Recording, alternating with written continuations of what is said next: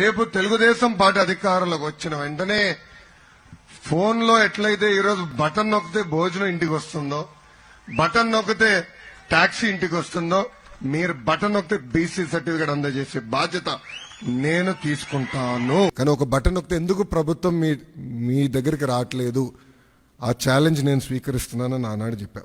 అందుకే ఈరోజు మన మిత్ర ప్రజల చేతిలోనే ప్రభుత్వం, ప్రజల చేతిలో పాలన, మాది ప్రజాప్రభుత్వం, ఈ నినాదంతో ఈరోజు ఇది మేము ప్రారంభించడం జరుగుతుంది. యువగలం పాదయాత్రలో అడుగడుగున ప్రజలు ఎదుర్కొంటున్న సమస్యలు నేరుగా తెలుసుకునే నాకు అవకాశం కలిగింది. దుగ్గిరాల మండలంలో ఎంపీటీసీ గారు పోటీ చేస్తుంటే సర్టిఫికేట్ ఆనాడు ఇవ్వలేదు, కావాలని బీసీ సర్టిఫికేట్ ఇవ్వలేదు. సో ఆ రోజు నాకు అర్థమైంది సిస్టంలో ఒక లోపం ఉంది, ఇది కరెక్ట్ చేయాలి. ఎవరు ఇట్లా సర్టిఫికేట్ కోసం ఎవరు ఇబ్బంది పడకూడదు అనే ఆలోచనతో మొదలైంది.